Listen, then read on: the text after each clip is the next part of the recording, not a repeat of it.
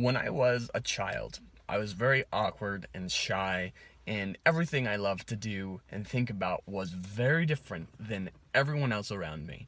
I loved playing in the woods, I loved camping, I loved to just like do some crazy things, and that was very different than everything else that I was a part of or group settings I was. Like all the boys that I hung out with, they all loved sports.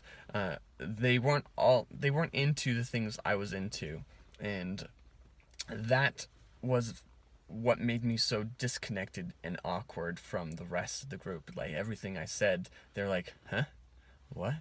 It's like that's not even relating to what we're talking about. It was like, okay. They would tie me up and leave me. And at the time, I was so naive. I imagined this was a game. This is all a game. This is in Boy Scouts, of course. And so it was a matter of how fast could I escape and then catch up to the group. And when I catch up, they would show, they'd go, oh, it's like, oh, he got away again, you know?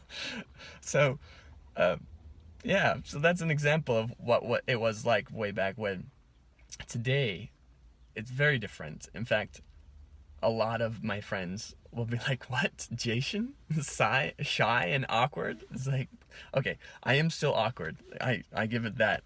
But a lot of people don't see me as shy anymore.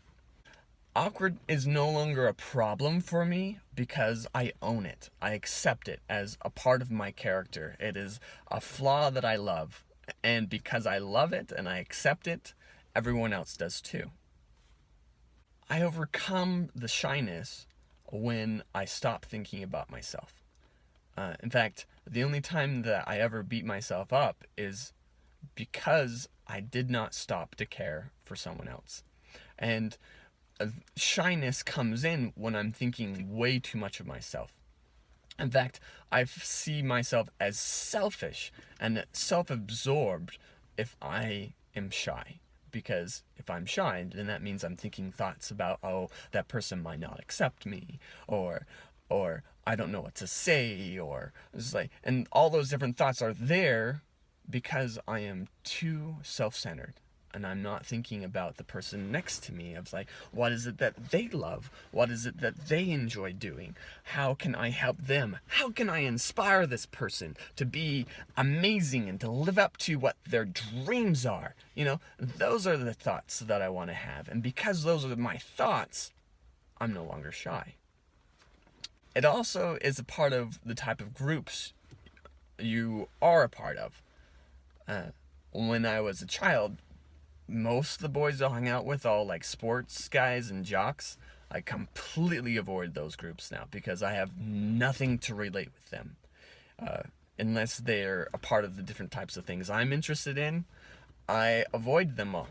I have nothing in common with them. And at one point, I'd like to get into games and football and whatnot just so I can relate with these people. Because I feel like I am missing an opportunity. Anyway, that's besides the point. All right, so to really be social, you have to understand who you are. You have to accept your flaws, love them for what they are, and accept and understand what your strengths are. What is it that you love to do? What are your values? Because it is your values and your goals that connect you with people. Yeah. When you think of groups that you are a part of, if you need to be a part of any type of group, it's a matter of lining yourself up, your goals and values with the group's goals and values. Someone who goes to a business networking meeting, their goals are to find connections, to move forward their productivity, blah, blah, blah business stuff, networking with them, understanding what other businesses are doing, what they're looking for. If you're at a Dungeons and Dragons get together, it's a matter of how well you know the story or the rules and how interesting your character is. It's a matter of lining up your goals and values. And that's what's changed for me a lot, is an understanding what other people are doing and loving and making sure that I provide value in those areas. and focus 100% on them. And that's what keeps me from being so awkward and shy and depressed and discouraged. The only time I'm depressed and discouraged within a group setting is because no one else there wants my help. They're just, no one's interested in getting to know me.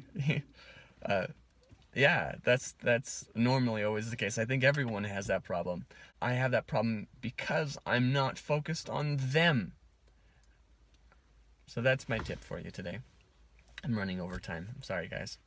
But it's a matter of understanding what you love, accepting your flaws, and being 100% focused on the other person.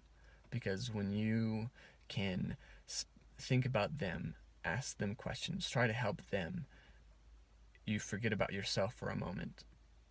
And that moment, when you forget about yourself, is the moment that you have a connection with other people.